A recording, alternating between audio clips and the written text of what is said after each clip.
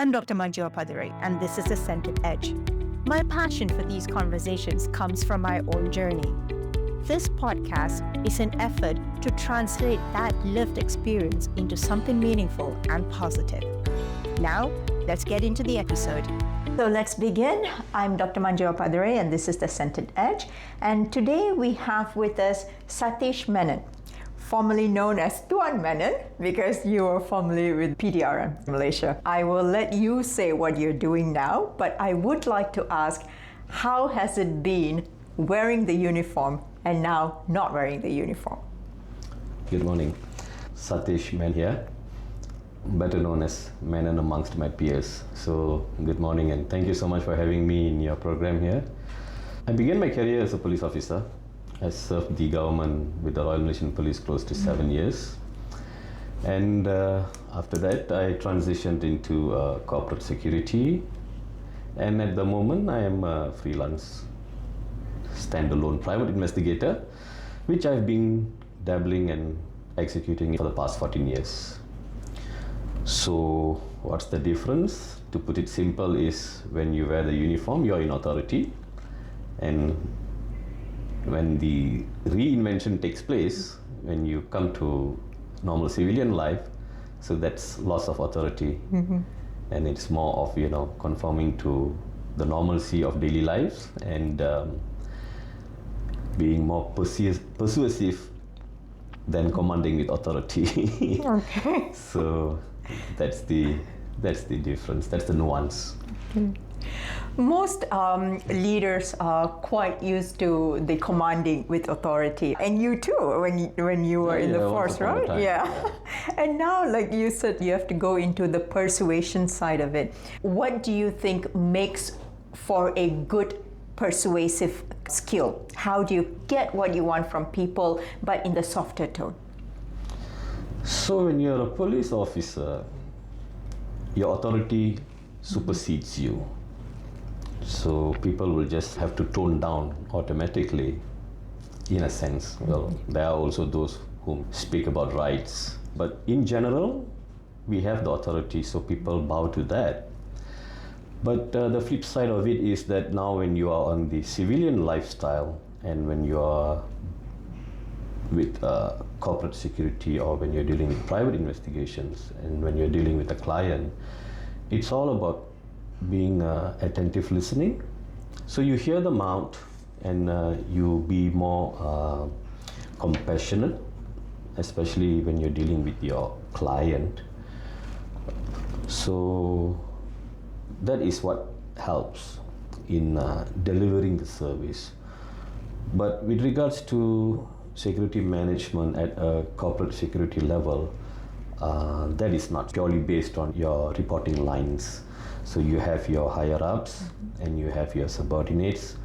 So you don't actually stamp your authority, but you do it in such a way whereby, how do you say that, firm yet polite, So that's the level of dealing with corporate security.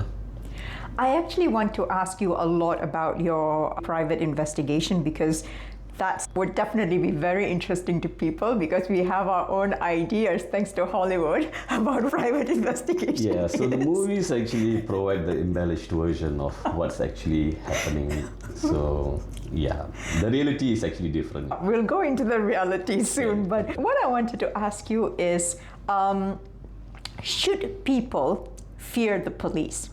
And when we are dealing with the police, what is the best way to connect with police? Because we don't know, should we say what's on our mind? Is there a way to say it? Will the police listen to your side of the story? What's a magic formula to connect with police? This is my belief, and I can definitely be wrong here. But my opinion has served well for many people, especially my friends, my family members. So my advice to them for the longest has been that when you're dealing with authority, you be humble. You be humble and you just answer them to their questions. you don't have to be arrogant and cocky towards them because they are already wearing the uniform. So there's a level of arrogancy there. So you can't go head on with them. So when they ask you certain question, you just say yes, yes, not just 2 bags full. I mean, it's basically yeah, Inche, if you were to pull over for potential traffic violations. So if he's going to ask you for your driver's license, you don't have to tell him that no, I can't produce my driver's license. Why should I? And all that. So when you talk in that tone, and when you take an officer on, so that's already a spark that's going to head towards the south. Okay, it's heading southwest, and it's not going to end well. Okay, because you must understand that end of the day, the law enforcement agency, they do have some coercive powers vested within them, which would take away yours and mine, a mere civilian's freedom that we pretty much crave. So end of the day, we do not want to go through all those hassle. So you just be nice with them, all right? You only have to be afraid if you have done anything wrong. See, if you've not done anything wrong, so just stick by your guns and just answer the questions and cooperate with them. Sometimes you may not be at fault, but you are required to be present as a witness to give some form of statements. You just have to cooperate. You just can't tell them, no, I don't have the time and all that. So that's going to make things worse. And you'll be issued a warrant to be present, you know, so stuff like that. So basically, it boils down to communication, being humble when you're faced with them, and that really helps at the end of the day. So this is, through experience, my humble opinion. One last question I want to ask before we go into the exciting part. And this was a personal experience during MCO. People were making all sorts of excuses to be traveling. And then one police said something to someone else, but I heard this, said that don't try to fool the police. And so that stuck with me because we never quite try to understand the intelligence and the training that goes into the making of a police officer, right? It's not easy. You don't just pick up someone from the street and say, become a police officer, right? So can you just give a little bit of insight into the amount of intelligence it requires, the amount of training and discipline that goes into making a police officer, even from the lowest rank right up to the highest? So it begins with the foundation level, which is the basic training. So it takes up to 1 year to complete. And after that, once you hit the ground, serving at whichever posting at your capacity, you will be sent to various refreshment courses and various upskilling courses. So that would aid in you performing your duties. So for example, if you're an investigation officer, you just got commissioned out of training and you are being posted as an crime investigation officer. So you'll hit the ground and you straight away you'll pick up cases and you start investigating. So while on the job, you are sent for training.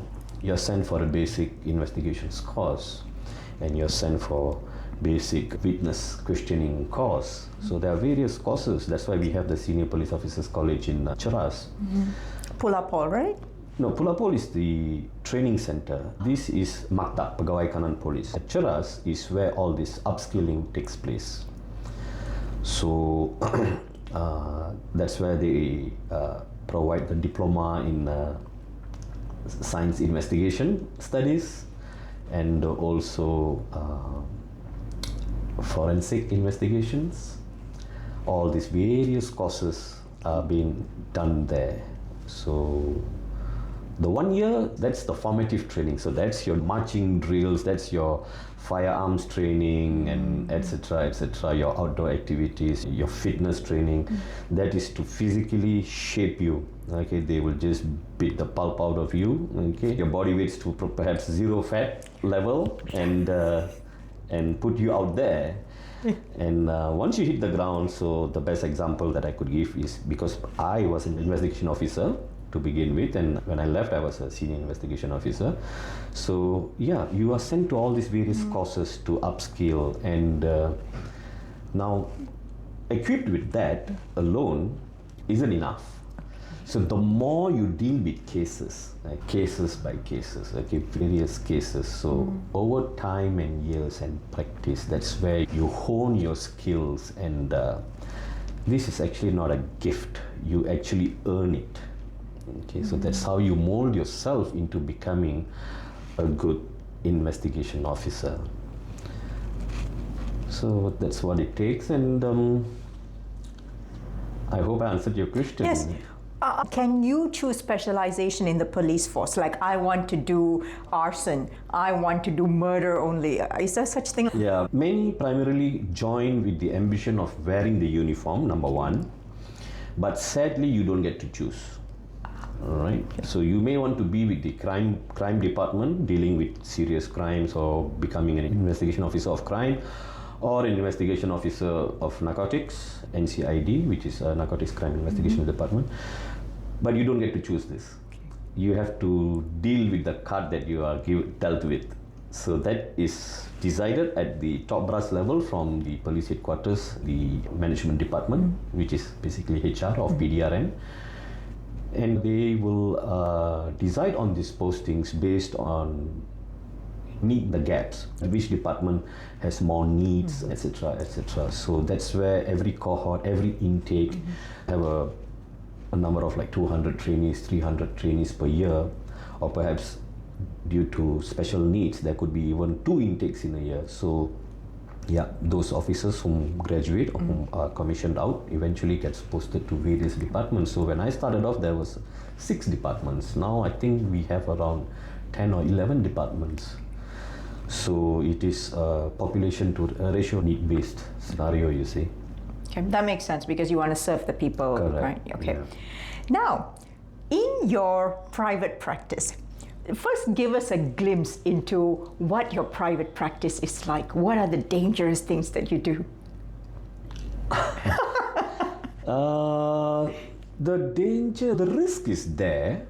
Everything has got risk in life, okay? In this world, everything has an inherent risk. But danger, I would not say much, but there has been instances of irate customers. The family member of a client, or, okay, let's say if I have a target, and the target finds out, well, it did not happen to me or any of my colleagues, but I know of a certain counterpart from within the industry who endured this scenario whereby the target actually found out and he appeared in front of the office and he actually got physical with one of the office staffs. So that was a case, basically the integrity of the assignment got blown. All right, so it's an isolated case, rarely happens. So the risk is on the field officers or the personnels, all right? Because the main risk is when you're on the ground, when you're traveling. The wheelers go on the motorbikes, okay, you turn a wrong corner and you skid and you fall, you sustain injuries.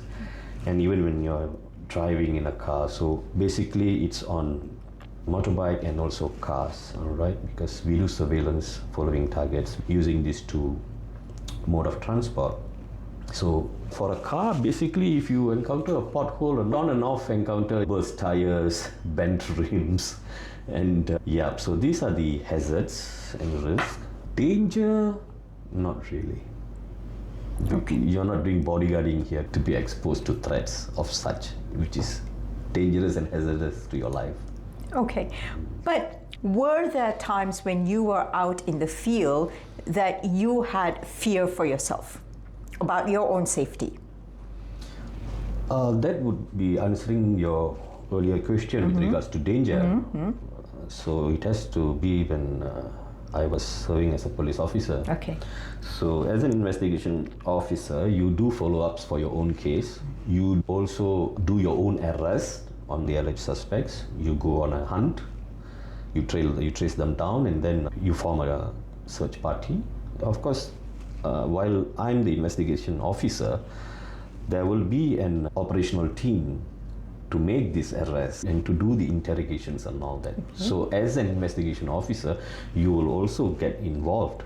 So in that capacity, in one of those investigations, I think more than once actually, a machete was swung at me because what happened was, this was the suspect's house.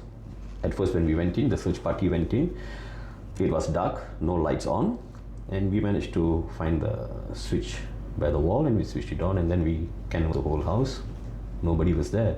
And then we just came down further a bit, so it was downhill, slopey. We came to another suspect's house, which is within that street. So the first house was on slightly above, and when we came down, while we were there doing our formal duties, we saw the lights switched on at the previous house. So we had to rush back. So when we went back there, the lights was off. For a split second, the light got switched on and off. So when we went back in, so we were trying to feel the switch on the wall, where was the switch again? And while using strong tone of voice by saying, "Who's there? It's the police. Come out, wherever you are." So in a split second, when the light was switched on by one of my subordinates, my detective, so there was this suspect. He was sloshed drunk, but he had a machete in his hand, and he just gave it a swung, and it just went by like this. So that's where the fear of life catches up on you. Yes, Wow. just quoting one example there. Yeah. My producers are going to be upset with me because I keep getting shocked and I keep gasping and banging the mic as well. This is just surface. How do you prepare? Someone like me cannot go into the police force. And how does it change you? How do they make you tough? What is the emotional capacity that you need, and the resilience and the discipline that you need to be able to survive that kind of situation? How do you overcome fear? So the basic training, 1 year, actually shapes you and molds you. Okay, that helps. And once you hit the ground, you sharpen your instincts. So, I mean, fear is not a weakness. Okay, it's a risk management tool. So when you wear that uniform, it's like a shield. Okay, we call it like a shield. In Malay, we call it baju besi. So that baju besi, that shield, that blue uniform that you wear, has certain powers in it, as they say. But then again, that can be superstitious. But you throw yourself out there into the world of crime. Okay, so you have to toughen yourself up. There's no two ways about it. You will face various kind of characters and criminals, hardcore ones, fraudsters, the intelligent ones. But dealing with the hardened criminals are the most challenging part. So if you do not have the zeal in you, that iron will to face them, then that's going to affect your personality, it's going to affect your job. So overcoming fear is basically mitigating it over time. You will build your character. Of course, when you're a rookie, you will be shocked. You will tend to feel that, am I being bullied by a criminal? Well, that does happen, it's pretty normal. But within the first few months, give it 6 months, half a year, down the road, you will be fine. Because you know that you are the police officer and you have special powers within you, which is vested under the laws of the country. And you have to deal with criminals like the way they have to be dealt with. Well, of course, no disrespect to them, but hardened criminals, sorry, they have to be given a special treatment in a sense. So you are going to play hardball with me, I'm going to play hardball with you, all right? If I'm going to be nice to you, if you can be nice to me, I'll definitely be nice to you. So this fear factor is something that you overcome over time. And as I said, it's not a weakness, it's a risk management tool. Much respect. Truly. How do you protect yourself when you're not on the field? On the field, of course, it's self-defense and all that, fine. But when you're not on the field, or when you're just resting at home or you're on holiday, how do you protect yourself because of the world that you live in? And are you not afraid that people might come for you?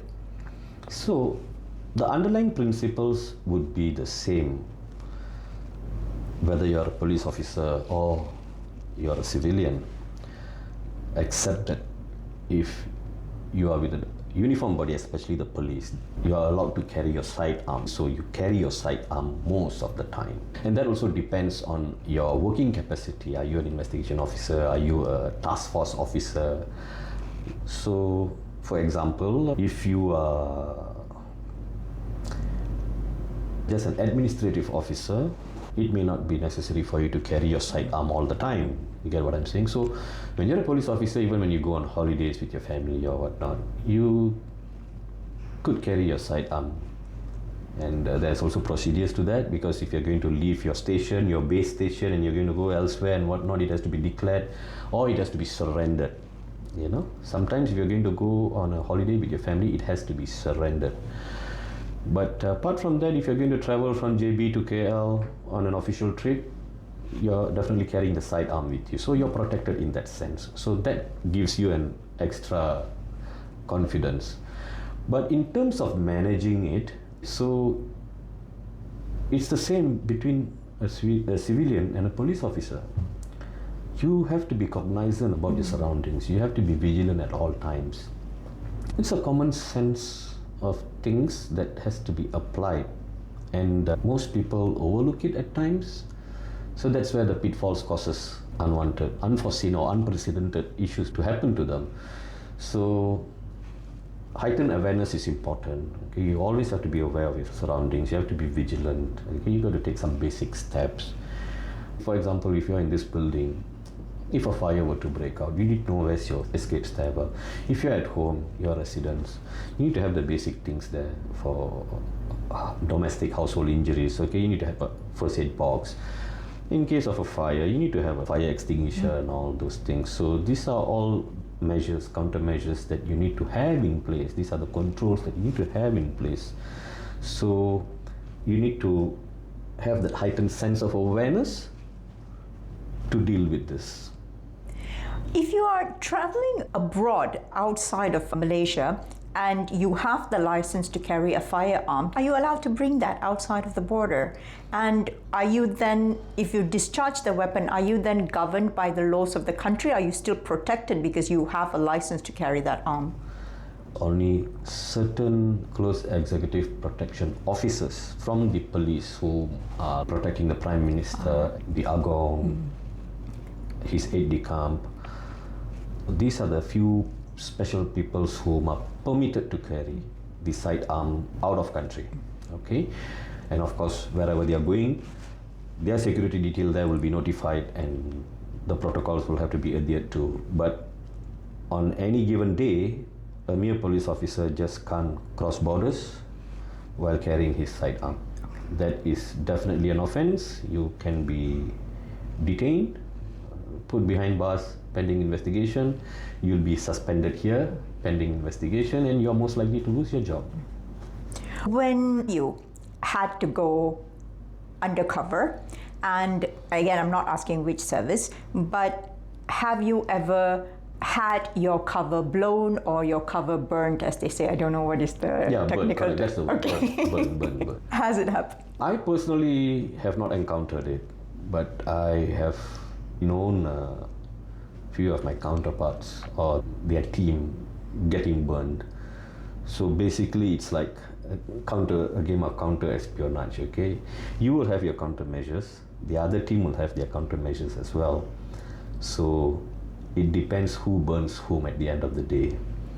But from the perspective of private investigations, when you do surveillance, you have the higher chance of getting burned when the target is a high-level target, if it is a high net worth individual. So their security detail are all ex-servicemen. They come from law enforcement like police or even armed forces. So they know all about surveillance and observations. So if a surveillance is being done by a private investigator and his team, imagine how alert the security detail of the principal would be, especially if they have the forces background. So they'll be having eagle eyes on the watch out all the time. So thankfully I've not been burned thus far. Is there a protocol to extract yourself out from that kind of situation when you are, or is there like a backup team waiting to extract you? No, there is no extraction team. That's all in the movies. So basically, you do your best not to get burnt. And if at all you encounter such a situation, how you diffuse yourself is an art that you learn and a credibility that you earn over experience. It doesn't come by easy. Okay. So it's basically making up excuses like, oh, no, not me. Yeah. Something I will fail at. It's not a rocket science. You manage to figure it out, yeah. So. Yeah, but figuring it out is one thing. Actually doing it is another Oh yes. thing. Yeah. So that's where you got to control your emotions. So if you're going to tell a lie, you're going to tell a white lie just to diffuse the situation, because end of the day, the integrity of the assignment matters, and you being exposed, and eventually what happens is that you'll be brought to the police station. And if you do not have the right credentials with you, so there are many things which could put you in trouble. So we do not want that. So yeah, like I said, in trying to diffuse such situation, it actually comes with experience. Mm-hmm. So it's an art, and well, it's not easy though. Definitely not easy. This podcast is supported by Work. More than just a co-working space, it's an ecosystem built for human connection. So whether you're established or you're a startup, find room to grow at Work. Talking about telling white lies, are there behavioral indicators? Because as a psychologist, we're always studying people, and you are also into psychology. So are there behaviors that give people away, either that they are lying or some sort of behavior patterns that you look for? It's just staggered communication. That's the first giveaway. And they tend to repeat the question more than once before actually trying to answer them. You know, they say never answer a question with a question. So when that actually transpires, so you know that he's actually telling a lie. And I look for some perspiration, and whether he's shaking, he's having some tremors, mild tremors or not. Well, the eyes is actually a myth which has been debunked, and the Pinocchio theory is not something real. It also has been debunked by interrogators, by the FBIs and the CIAs, because the Pinocchio theory actually suggests that the person will not look you into the eye directly, and he will tend to wink and stare here and stare there. Well, that's actually not a strong indicator apparently, but communication, yes. And like I said, staggered communication and the way he answers it. So you can pick up from that. Do you find yourself often reading people's body language, even in your daily interactions? Like when we first walked into the room, did you like immediately read, what is Manju like? No, I did not do that for you. I did not profile you. I must admit that I do carry that trait in me at the moment, but it has somehow rather diminished a bit over the years. Not like back then when I was a cop, still wearing the uniform, and when I was still freshly out. I was pretty much a good judge of character back then, I would say. Well, it's essential to profile someone because, like I said, day to day there are many risks that we deal with. So especially interaction, guy to girl, girl to guy, and those sort of things. And also why profiling and reading someone's character is important to protect yourself from any potential fraud, you know, getting duped into too good to be true scams, investments and whatnot. Even your own friend can lie to you and put you in trouble, get you into hot waters. Well, something basics you can pick up. So again, it comes to awareness. So you will have to create a personal boundary to protect yourself, and you'll have to realize what are the awareness or the simple controls that you need within the personal boundary that you establish. Talking about personal boundaries, what do you think dealing with criminals has taught you about yourself? It's an old adage or an axiom from the police fraternity. I'm not sure who originated it, but it goes like this: trust nobody, suspect everybody. I think that's a mantra that you can hold by. So I do that somewhere at the back of my mind. So if I see someone suspicious, so that will trigger the suspicious mood. Does that hinder making connection with people though? Not necessarily. Well, hinder in the sense that if you're going to make the wrong judgment, you just have to own up to it. You just have to be sorry. End of the day, to say sorry is being a gentleman, right? I keep imagining in our conversation about how I would very badly do your job. And I keep going back to images of wearing spy glasses and things like that. Right. I want to ask you, what are the actual tools and gadgets that you use on the field? It's like Mission Impossible mask and all that. So as I said earlier, what's being portrayed in the movies are the embellished version of things. So in reality, yes, of course, gadgets. So the covert gadgets, that's what really helps, because you depend on the speed of the device, the clarity, the pixels, and all that. But also, it's your judgment at the end of the day. What I mean by judgment is your experience that you have gained over the years in handling the device and also capturing the moment into the lens and producing it as an evidence. They say investigation is common sense, but then again, old school methods still prevail. So when you mention gadgets here, just to share a few, yes, nowadays we have gadgets whereby you can just fit it in your body. For example, a cap, there'll be a micro camera there. You will not see it because there'll be some symbol embroidered on the cap, but there'll be a small pinhole camera there. And the software is in your phone. So you can just tilt your head to whichever direction you want, and you can just use the app in the phone to zoom in, zoom out, and record whomsoever is the target that you want to record and be captured into the recordings you see. Wow. Yeah, so and there are various other covert gadgets similar to that. So this is just one to share. So when you say things like this, the first thing that crossed my mind was in some MRT stations, not in Malaysia, they announced beware of men taking photos of girls under their skirt. Yeah. So with these sort of gadgets in place, I think women would be more at risk. Yes. What are the safety protection that women need to do?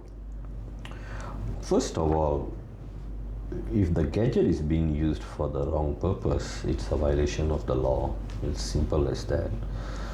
So for ladies, their infringement of their privacy, again, it comes down to the inherent risk that's out there.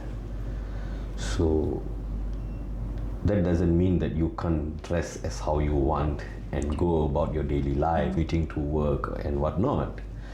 So that comes back to my point earlier, as I was saying, having a heightened sense of awareness. So if you're not vigilant, you won't be able to detect that sick for recording upskirts and being a peeping Tom in the public toilets and whatnot.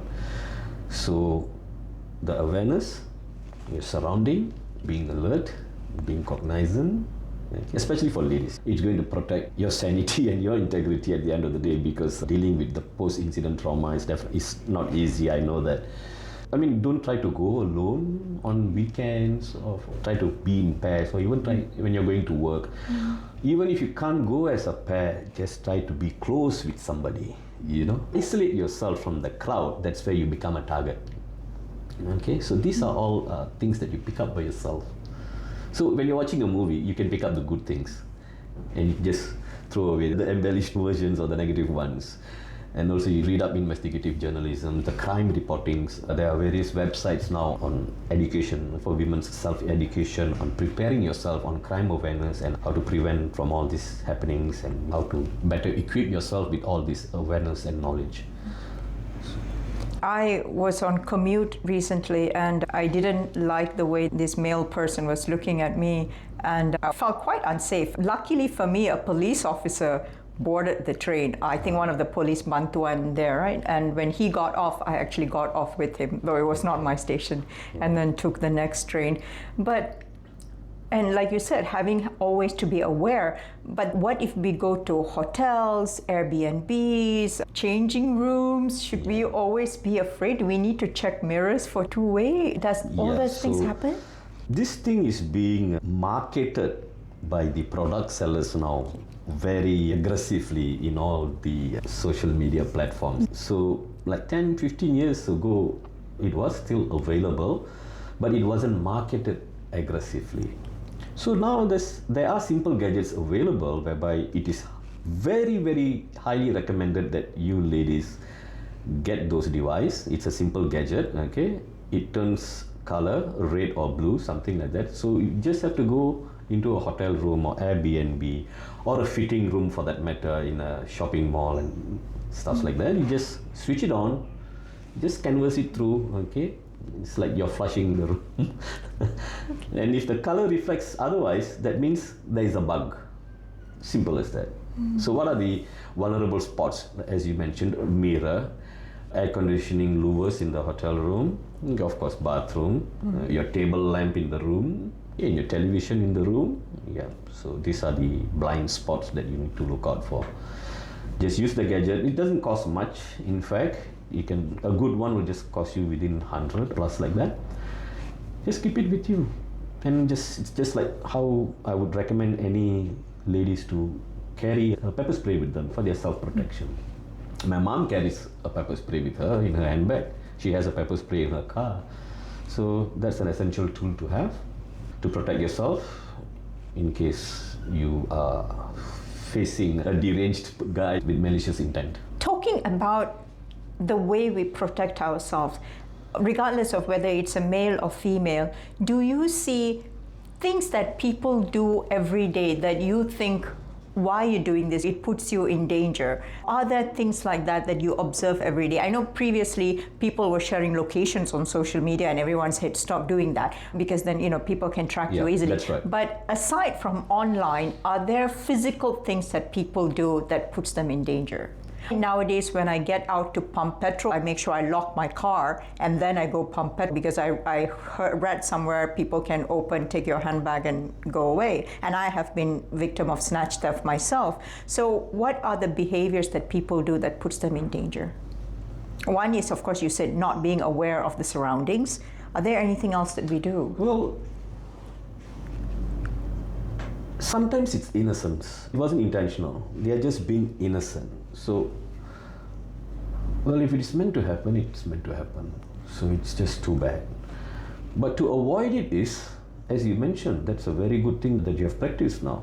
When you get out of your car at the petrol bunk to pour gas, lock your door, right? And if you have to leave your handbag in the car, just take your phone with you, take the small change that you need, leave your handbag in the car, because you could potentially avoid being snatched. Because when you're being snatched, you're going to fall down, they're going to drag you, all right? And you're going to face lacerations and abrasions and all that. So the beauty of the skin is going to dissipate. And then trauma. So how to avoid is basically, you keep asking yourself, am I safe? Simple questions. Okay, just ask yourself, am I safe? What do I look out for? You will find the answer for yourself. So over time, when you make it a practice, you are automatically conditioned to it.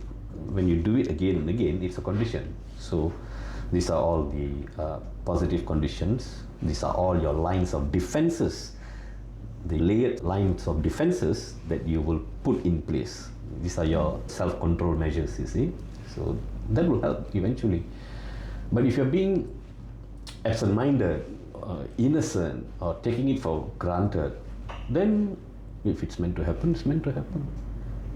I think that's very true. I don't think even I have actively asked myself, am I safe? I think that's a practice that we should get into wherever we're going. Yes. Am I safe? I think a question that all men should start asking themselves. If someone wanted to track another person down, for whatever reason, physically track someone down, how easy is it in this day and age? Because just the other day, sorry. Physically, right? Yeah, physically. Just the other day, my friend who had escaped a stalker coincidentally saw the person at another location, right? So how easy is it for someone to track someone down? Okay, so nowadays, tracing people is not that difficult. That's part and parcel of what we do, in fact, all right? A major contributing factor is the social media, okay? As you said just now, they share locations and all that. Well, now that has reduced. I believe it has significantly reduced. But whomsoever you have in your circle, may it be in your Facebook or your Insta and whichever other social that you have, you're leaving footprints behind. So I may have a crush on someone, but in order to get to you, I'm close to your friend, and that friend is very close to you. But your SOCMED profile does not have a proper hygiene. It's a social media hygiene, okay? You're leaving behind all these footprints. So based on that trail itself, the perp or whomsoever can just narrow down. Because I've dealt with these stalking cases, I had to advise a few of my clients and all that. Suddenly you see that person is missing for 2 days, 3 days, on the 4th day he'll appear. And then skip 1 day, he'll reappear. And then you try to do various other things, you know. So one of the things is to stay safe. If you're driving, do not take the same route back home. Take a different route, okay? So these are all footprints that you leave behind. So yeah, it's again awareness. So if you're daily just taking the same route or the same road, change. If you're going back from work or going to work or sending your son, fetching your child, and etc. etc. So now coming back to social media, so that's where the biggest problem is now. Okay, you will not know that how he could narrow down on you. Maybe your brother, maybe your sister, maybe he's a best buddy to your brother or your sister. Okay, and he's getting input from you. Okay, so he might be silently sitting in your channel, or he might be sitting in your sister or brother's channel. But if your sister or brother or your friend is tagged by you, he gets it. You get the point? So this social media hygiene needs to be dealt with. And yeah, it's not difficult to trace someone. It's very easy. Okay. Because when we undertake an assignment, okay, to track someone or to trace someone, we call it skip tracing. For example, someone has gone missing, so we have to trace that person. So this is what we do. And also, if before we begin an assignment, we have a target, right? And we will look into the objective. So based on that objective, we will just extract whatsoever that we can. So it's not difficult to extract. And nowadays, people have an advantage of self-educating themselves on how to hack. So ethical hacking is there. You can self-educate yourself to ethically hack, all right? Why I'm coming to this is, you do not have strong passwords. You need to have strong passwords, okay? And there are various ways that they are hacking into your accounts. Even my account got hacked. My IG account, a fresh account within just not even a year. And I hardly post anything, but then my account got hacked. Can you believe it? It was logged in somewhere in Penang. Yeah, Penang, and I was not in Penang at all. Phone getting hacked, had to reformat the phone or buy a new phone, reinstall the WhatsApp and whatnot. And of course, WhatsApp can't be hacked, but there's a software that can record your phone. You know the screen recording feature that you have on your phone? Similarly, we can install that in a phone. And if you are the intended target, whatsoever you browse, screen, your WhatsApp chats, whatsoever that you're doing with your mobile phone, the intended party is receiving it. So, social media hygiene, strong passwords. Can someone be watching me through my phone camera? Well, if you have accidentally pressed any link or malware that has been running, that person is hearing, watching, and seeing everything that you're doing with your phone. Okay. I'll give you a tip for ladies or guys out there, all right? Never receive a brand new phone as a gift from someone. But if you were to receive that phone from your loved ones, I believe that's fine, okay? Because you are questioning the integrity of trust. Okay, but then again, when the trust cracks, that's where all this happens, right? Especially in a marriage, I'm talking about. So if you're going to receive a gift, I mean, if you're going to receive a phone as a gift, a mobile phone as a gift, so that's the cue for you to be wary about. It's just a tipper here. Talking about breaking trust from your loved ones, I would assume that some of the investigation would involve a cheating spouse. Yes. How bad does it get? It's been bad. In Malaysia, the divorce rate has been escalating over the years. It was bad during the pandemic, but probably that was a isolated case or a niche episode during the pandemic, but nevertheless it has been gradually on the high side. And yes, it's just sad that marriages gets broken down the line like 5, 6 years, 10 years, and it's really sad, especially when they have a child or two childs, you know.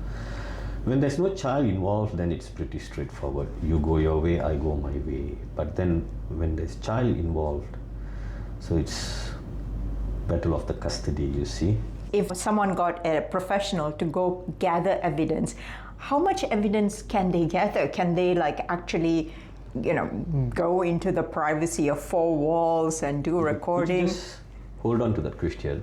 Ask me back again. Okay. Because I would like to just quickly share something here. Since you asked about matrimonial surveillance, cheating spouse, you must also understand that sometimes it is just a doubt. Okay, either one party would just have a doubt over their spouse, their better half, and that's where I will hear them out. Either the husband or the wife, I will definitely hear them out, because for me, the objective is important. So if it is just mere suspicion, then I would say, are you sure you want to do it? Okay, to rule out your suspicion, because sometimes I would already know that there's not going to be a smoking gun into this matter. Okay. It's just that person is being overzealous and over-suspicious. And there were many a times whereby we did the job and we actually produced a negative report. Okay, look, your wife or your husband is actually a gem of a person, right? So we gave them a glowing report saying that it's a gem of a person. You are just being a doubting Thomas. So yeah, I just wanted to let everybody know. So, in the case that the person is not, how much evidence can we expect the professional to get for us? Evidence within four walls and things like that? No. Sorry to say, even the educated ones or the smart ones, they would want evidence from within four walls. There's no way, Jose, that's not going to happen. That's not what we do. Okay, we do not pry to that level, nor do I or my team do bugging services. Debugging we can assist, but bugging we don't do. So these are all hyped up movie stories lah, okay? Embellished version. But our cutoff is, for example, if they are having an affair, if they're cheating on their spouse with a lover or a mistress or a boyfriend or sugar daddy, for that matter, we will just go up to the point of the entrance of the hotel or the lobby, and that's it. And we would wait till the very next day or whenever they're going to check out, and we pick up from there. So these are the evidence that we compile. And wherever they go, we walk into the cinema, we take a ticket, buy a popcorn, and just watch the movie, kill the 2 hours, and just to be there, just to be observing, just to see whether they're having pillow time talk at the cinema, whether they're doing what lovers do best, you know? Just capture what we can and then continue from there. And so these are all photographic evidence that we put into our final report and produce it to the client. So if it is a positive one, then it's going to aid the client into their pursuit of their petition. Okay. So I only have one last professional question, then I'll ask you a different question that might shock you. But for the professional question, is protection of privacy nowadays just an illusion? Can we actually aim to protect ourselves 100% online, offline, or is that just an illusion and we can only do an average best? I would say take it on a moderate level, moderate scale, and keep it at bare minimum, because everything seems to be revolved around that. So there's no escape to it, unless if you are a stickler in saying no, I do not want any digital footprint, then you do not put yourself out there. And I, for a fact, know a few individuals, C-suite level individuals. I also have two of my good friends whom do not have a social media presence at all. At the most, you can Google their name, you can only see them. I think, yes, they do have LinkedIn only. One of them has LinkedIn, and the rest don't even have LinkedIn. Can you believe it? So when you Google, their name will appear that he with this company, that's all. Unless he's a BOD, well, of course, you can see it in their website. Apart from that, no subnet footprint at all. So if you have to take the middle ground, just keep it at bare minimum with what you're sharing. Okay. So if you have a Facebook account, if you want to keep it within family only, strictly within your immediate families only. No friends, no outsiders. Yeah. Okay, that brings us to our final question that I ask every guest who comes on this show. If you had one wish to make the planet a better place, what would it be? The planet a better place, yeah? That's a tricky one. I would say it would be nice that people, human race, could be more tolerant and forgiving and loving. And I think loving each other and love in itself is the greatest tool to forgive and to move on. So if people could embrace tolerance, forgiveness, and love more, I think the planet Mother Earth would be a better place for humankind to live on. Wow, very profound and very powerful. Completely agree. Well, Shatheesh, thank you so much for coming on the show. It was absolutely a blast for me. Thank you so much for having me. Hope it was worthwhile. All right, that should bring us to a wrap. Well, thank you for joining me at The Edge. Now, the stories and opinions shared by my guest are theirs alone. They are raw, personal, and do not necessarily reflect my own views or professional stance. I present these dialogues as lived realities, not absolute truth. It's for you to examine, challenge, and interpret. Like any investigation into the human condition, the evidence is laid bare. What you take away from it is entirely up to you. Once again, this podcast is supported by Work. Work is not just a co-working space, it's an ecosystem built for human connection. So whether you're an established entity or a startup, find space to grow at work. Okay, be sure to turn on the notification bell icon for this podcast. And here's a surprise. Please like, subscribe, comment, and share. And if you do all four, there's a mystery gift potentially waiting for you. I am Dr. Manjo Apadure. Until the next time, stay centered, but keep your edge.